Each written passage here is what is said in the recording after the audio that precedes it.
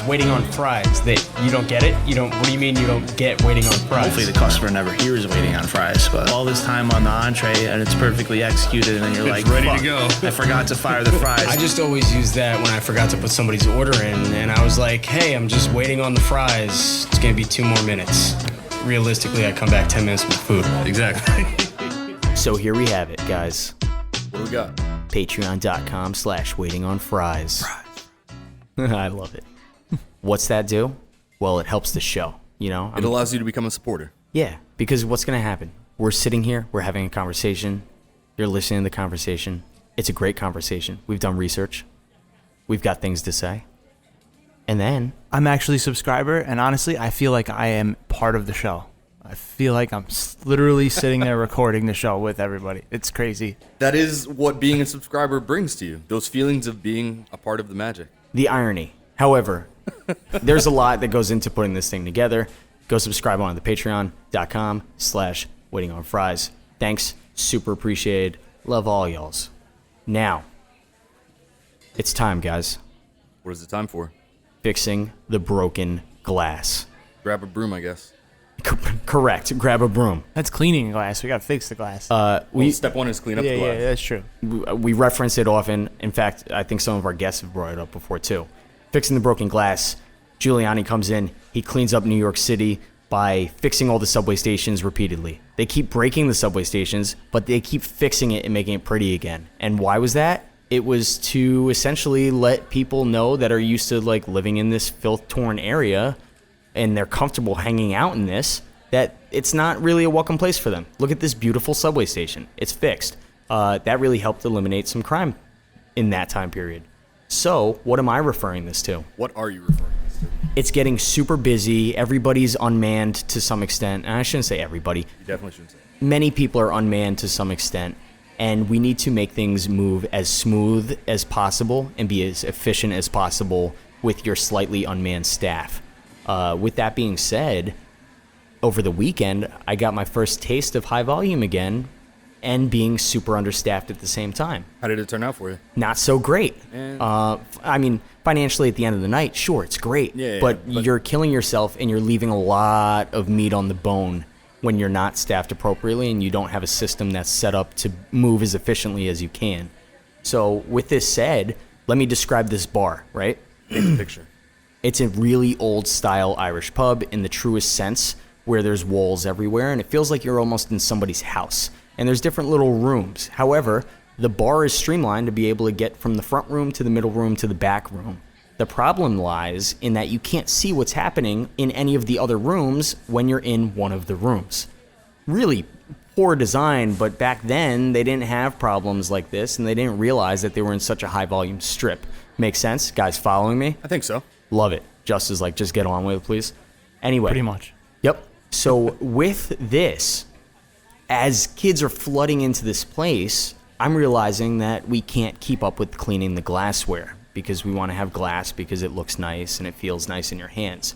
However, we have to kind of bend what you traditionally do to make sure that we're able to continue putting out drinks In a streamlined, timely fashion. and in manner. That way we could bring in as much money as we can for the house. So, manage your throughput.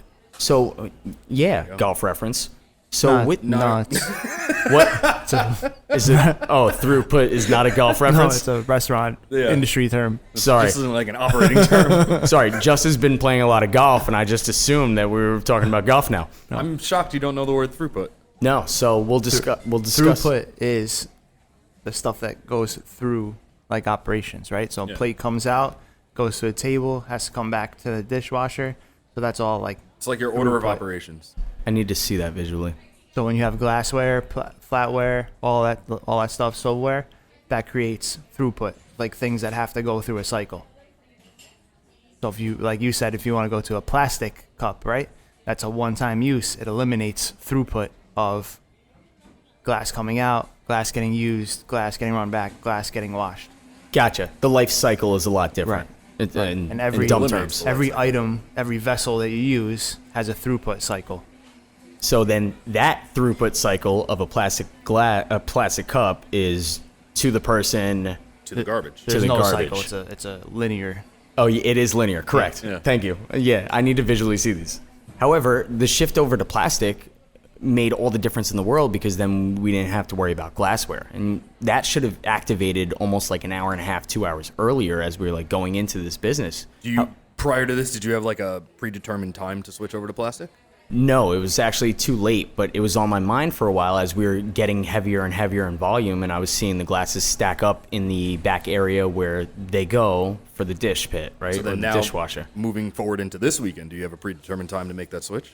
Like, I would think that we should be using glassware. However, it is not my ultimate decision to be doing such, right? I feel like in most high volume situations, though, like Noomz is saying, you have an idea like, okay, dinner service. It's like exactly what we were talking about with Sign of the Well the other day. Yeah, like exactly. You have an order of operations as your night progresses. Right. These are the Correct. things we need to do to stay So we're streamlined. like, yeah, if it's dinner time and most people are out like for dinner and they're eating or whatever, and that's dinner service, then you have glassware because it's appropriate for the time of night. But at like 9, 10 o'clock when you're switching over to Time to just make the drinks, switch. you start pulling the glass off the floor, start Correct. putting in the And so plastic. I get you say it's not your responsibility to make that change, but yeah, write it down. I don't approach wanna your manager and be yeah. like, "This is the plan. This is the problem we encountered. This is how we avoid it." Well, and these things are It's known, like when I was right? in the cask and flagon for Game 7 of the World Series, right? And then around in the 7th inning, it became apparent the Sox were going to win the World Series, and all they of made a the sudden, switch? all the glass started coming off the Yep. floor.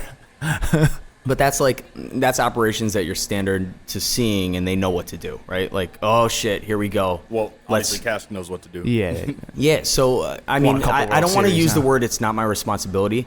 I'm not the decision maker in this environment, right? Yeah, no, I get you. I'm kind of minding my business. Maybe I throw out a suggestion/idea that I know is true and tried to work just from being in so many high volume places, right? Yeah. So going forward, I don't know what necessarily is going to happen. However, if we continue to see the trending business going up in that direction, and we start bringing bands back and all these things that really build the environment and get the cash flow happening back again with people coming back into the business, like we are not prepared for that essentially with this small amount of people that we have. So what I'm suggesting maybe is even getting more creative and shutting down the back bar area. Maybe the back bar area is closed and we just sardine pack up the front and that's it.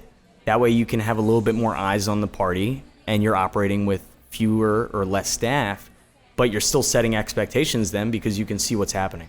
I get that, but I feel like, as you would say, you're leaving a lot of meat on the bone at that point. Correct, but we need more staff then in that to perform. at some point you got to make decisions based on what you have. Correct, I agree. And another thing that I continuously am seeing in a lot of places that want to do high volume or do high volume is that the bartender becomes a slave to the service ticket well, right? That service well is You just hate making service drinks. It's not that I hate making service drinks. I'm trying to streamline at some point. Like dinner service, you expect it as a bartender. You're making a lot of service drinks or whatnot. But now as your bar becomes, 5 deep, 10 deep, whatever it is, you aren't necessarily making the service tickets for the tables. And is it a necessity to be making service tickets for the tables? As opposed to saying, hey, gotta 10 help o'clock, these the people. kitchen's closed, food service doesn't exist anymore. Just go up to the bar and get your drinks, take it back to a table. Yeah. And then this will then require one last staff member or two on the floor to be doing things. And then you arm the bar with the bartenders that are meant to be doing things for speed. Take that server off the floor, someone behind the bar, they become the service bartender. Sure. And that could, well, then there's nobody really for service in that aspect if I they're can not see both. collecting I it can like see that. both arguments though to that. Yeah. What You know, would you 'cause, do? I mean, essentially, you're making the same amount of drinks, right? It's just which way you pointed. Yeah. So it doesn't really save you any time. Well, here's the thing that it does save you, because the bartenders have to make money. We're used to walking out of a bar with cash in hand heavily, and right now where everyone is pooling, everything is kind of okay until that pool starts breaking up again. When the pool breaks up, bartenders don't want to get a $20 tip out for doing, $4,000 in service tickets. Well, that doesn't equate currently. You're correct. I'm exaggerating things. However, you need to keep all parties happy. You need to 2% keep of every sale. So it's a $10 cocktail you You get. shouldn't have exaggerated that much. Yeah. You need to keep the service floor team happy by making some money, but you also have to make sure the bar's making money as well. And on both of those fronts, that's how you don't lose employees, correct? everyone has to make money. You have to give hours out to people. That way they don't leave and go somewhere else. Right. Like, this is just a piece of the formula. But as far as time goes, like, it's the same amount of time. As far as what? Making the drinks in the service well? Yeah. Well, So if you're you're saying saying- cutting off table service and Yeah. having people come to the bar. You're It's still the going to same. make those drinks. They're going to order it. They order from the server, they order from the bartender. You still get stuck making those drinks. Correct. Now And the then- problem and But then he's saying now that he's having them come to the bar, they're his customers. He's going to get that money, not the server getting Yeah. that money.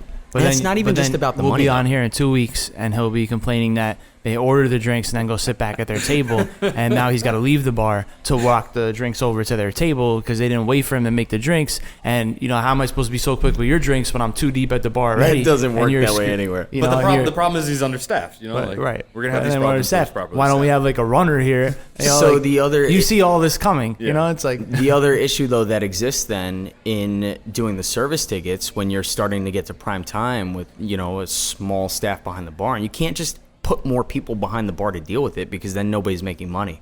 So, like, you have to make sure that there's a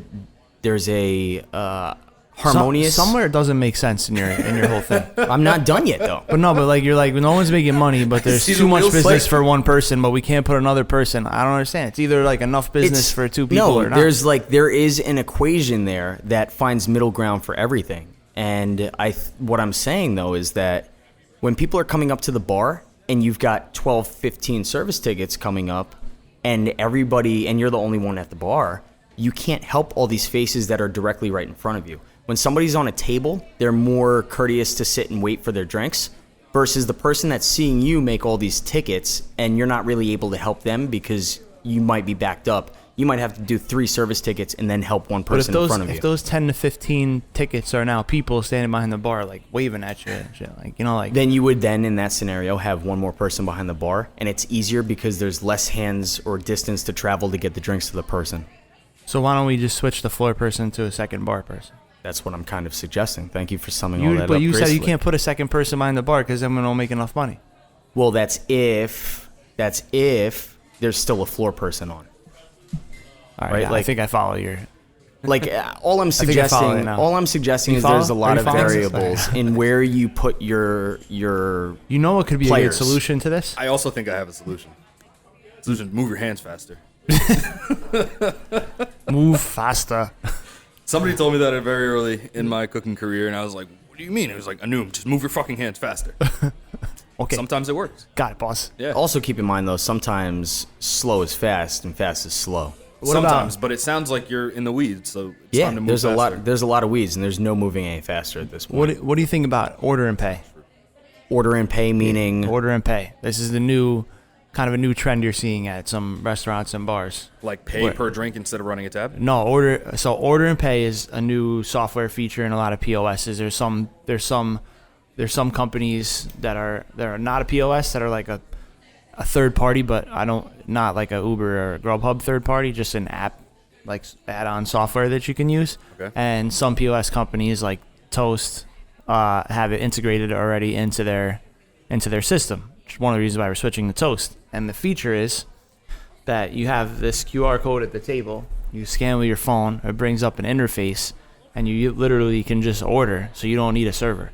So you can order. It goes to the bar, or kitchen, whatever you're ordering, and then whoever is the one person working it all it gets run to your table or whatever. So the table doesn't have to get up and So you flag essentially down. don't need servers. You just need. You don't need runner. a server. You just need one person. It's then essentially you a need bartender. somebody running it. Or Pretty you much, need a right? runner. Yeah, so you need a runner. So you could essentially run a bartender with a runner, and now you flip the tip out, right? So the bartender can tip out the runner and essentially helping out with other tasks that you need, ice, etc. Maybe flip a few drinks, themselves. Yeah. Or the runner can even be paid more on an hourly rate as well. Like Right, essentially. because you're cutting down manpower. Yeah. Essentially, that's what it is. So in your situation, I feel like something like that actually works pretty well. Honestly, that's the greatest thing I've ever heard. This applies so well. Really, I would think. Yeah. In Bar theory. Taco actually switched all their locations to order and pay. They have no service anymore. We discussed that a while Yeah. ago, actually. So if you go in there, it's a host, it's a manager, and a runner, and that's it. And you do everything at And the a table. bartender. What we've just gone through over the last like year and a half, though, has changed the way that a lot of clever restaurateurs and management think, and the rules are different. Nobody's just doing the same thing anymore as they were. They've pivoted a little bit and have changed the way that they operate their businesses. So a lot of the old models, I think, in my opinion, could be changed and updated a little bit. And like, it's okay to shake the cage a little bit and try something new. I don't think you're wrong about that. The other issue that we've had a lot that I'm seeing, and as far as fixing the broken glass, is the goddamn coolers. The coolers. It's summertime. The fridges are going to break. You know, I walked into a new space that I started working at, and I was like, let me start fixing things behind the bar that maybe have not been tended to. When people are in an environment for so long, sometimes they get defeated or deflated, and complacent. Yeah, sure, complacent. They're not looking to fix things and do the changes that you come in with fresh, exciting ideas with as somebody new. So the first thing I did was I opened the cooler and checked it out. Sure enough, there was like 1.5 inches standing water. And I said, well, that's cool. So we started draining this thing, and I said, well, let's figure out where this problem is. Yeah. And I'll monitor it over the next couple days and take it little by little. So sure enough, I cleaned the whole cooler out. I dried it out. And then some kid comes over and he doesn't yell at me, he laughs at me. And he's like, oh, it's going to be like that tomorrow again. I was like, well, why? Like, does nobody ask why questions anymore? Like, let's get to the answers here. A lot of people don't ask why. So with that said, clean this thing out, and I was like, all right, I'll recheck it tomorrow. Sure enough, I open it tomorrow. There's more water in it. Not as much water as there was, but the water's there nonetheless. So you're making progress. It must have been leaking from somewhere. So Or condensing from something. So the next thought that went through my head the next day was, let me check the coolers, and I noticed that the cooler door was open. Like the strip of, what do you call it? The rubber The gasket. The gasket was not keeping the door closed at all. And I said, well, is this from like condensation occurring pretty so much? is the gasket broken or just not attached? It just wasn't holding to the door. That's a blue violation. There's a blue violation. So A rubber gasket's like $25 a explain a blue violation. health code Here. violation. Health code violation. get It's that. not like a serious, it's not a serious violation. It's like easily fixable, and it's not causing like Potential harm. shutdown. Yeah. It's not code red. It's like not a blue. red violation. It's like, hey guys, it's kind of okay-ish. Yeah, like a red violation or bad. It's like, Well, you're saying the beef and chicken in violation. the same pan or something like that. You're saying the violation is the standing water. No, the gasket. The gasket itself. The gasket itself. It's an equipment violation. You have to have, like, part of your health inspection is that all your equipment is supposed to be in working order. So Okay. if you have And something that's not, one of the first things they check, aside Yeah. from the fridge's temperature, is the door gaskets. So then, what's the standing water violation? the standing water is a result of the broken equipment. Okay, It's- yeah. gotcha. So with this said, But yes, it's also, you can't have standing water, so that would go in. It would be a blue violation also. okay, so with the water coming back, and I'm seeing the door kind of open on its own as people continuously shut it and kind of shut it hard so it sticks, but it doesn't stick. It does the opposit. It just reopens, right? So they're also damaging the hinges on the door, which are going to need to be no, replaced soon. I don't mean like that. Be another blue violation. So here now, right? We just discussed this a second ago about what happens here, and now you're telling me that there's further cooler issues that could be happening that create this issue. There's a handful of potential run-of-the-mill problems that you Yeah, usually have, especially in bar coolers. especially in the summer when it gets hotter. Yep. So explain these. Well, so the first thing that I've learned to check after working mostly here, actually, you check the coolant to see if the coolant lines are clean. If they're clean, then they might need to be refilled, which is something we can't do. We'd have to call somebody for that. With like Freon? Yeah, I Yep. believe so. But then you can also check the intake on the fan. You check to see if that's dirty and gunked up from just grease and dust and whatnot.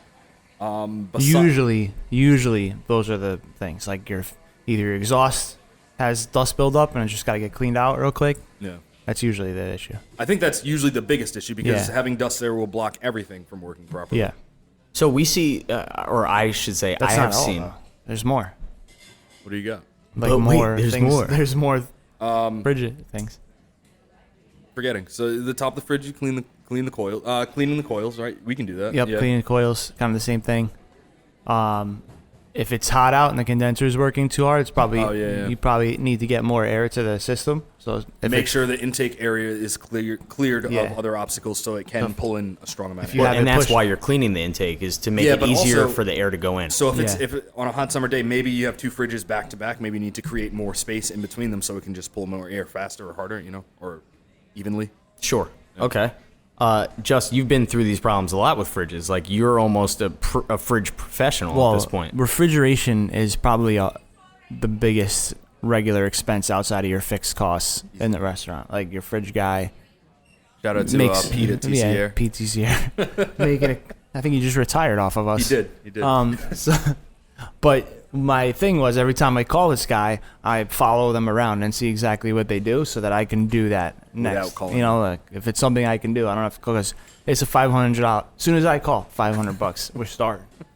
$500. So if I can figure it out myself, I'll do it. So there's been like all those cleaning type things.